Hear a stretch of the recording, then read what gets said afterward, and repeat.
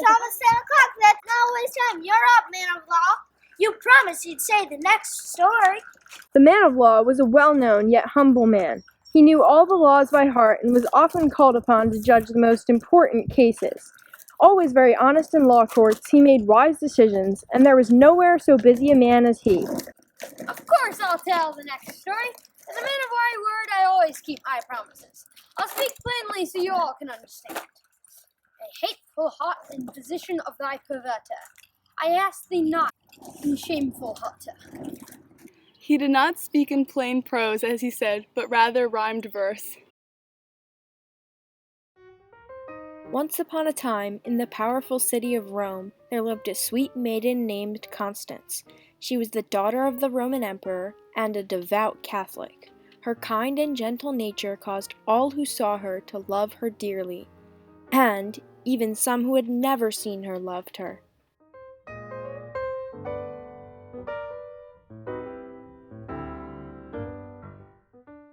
I will do whatever it takes to marry that pretty lady. I must marry her or I will die. So this love-struck sultan sends a message to the father of Constance, the Roman emperor, requesting his daughter's hand in marriage. Your Highness, here's a letter from the emperor. Yes! When the emperor gives his consent, the sultan converts from Islam to Christianity and is baptized. Sorrowful, but accepting it as God's will, Constance sets sail for Syria. But in Syria, the Sultan's wicked mother has other plans. This is a disgrace! My son has forsaken the sacred laws of Quran for a Christian thane? But I will never. I've got a plan. They're here!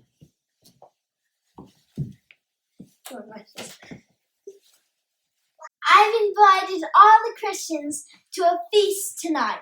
You have? I thought you'd be mad that I was a Christian.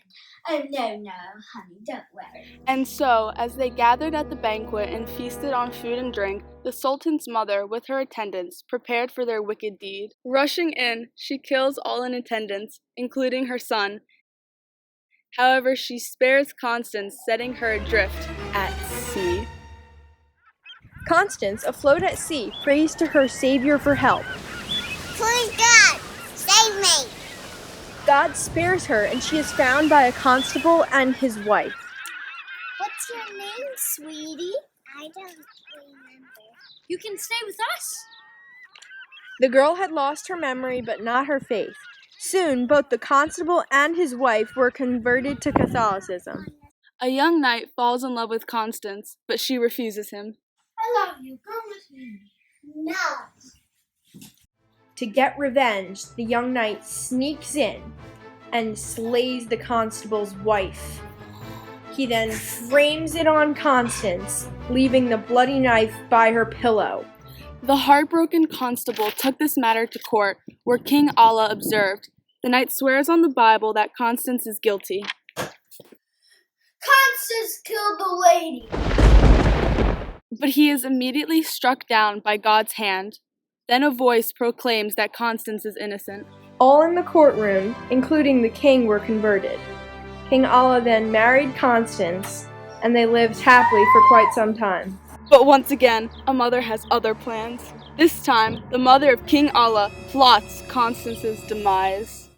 Constance gets pregnant with a baby boy, and while King Allah is off at war, the baby is born. The elated constable brings glad tidings.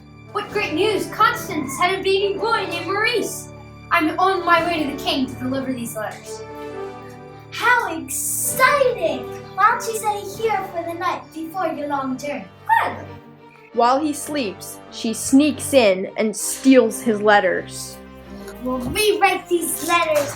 Tell my son that his wife and son are horrible, fiendish creatures. Then he shall send them away and revert that awful constable. Off at war, King Allah receives these letters. A letter from the constable. Oh no, what terrible news! Terribly sad, he writes back, telling the constable to keep his wife and child safe until his return. Letter from the king. But his mother, once again, counterfeits this letter, saying it is the king's order that Constance and her son be sent off to sea. A letter from the king. The constable receives this letter back at the kingdom and is bewildered and heartbroken. No! This is terrible news. Constance! Must be the But he does his duty, and once again, Constance is set adrift at sea. Please save me, God. King Alla returns months later to find his wife and son missing. Where's Constance and Maurice? But your majesty, in the letter, you told them to be sent away. What? Never! We must find who did. After some searching, they found the cause, King Alla's own mother. Mother, it was you? Terribly infuriated, he sentences her to be killed.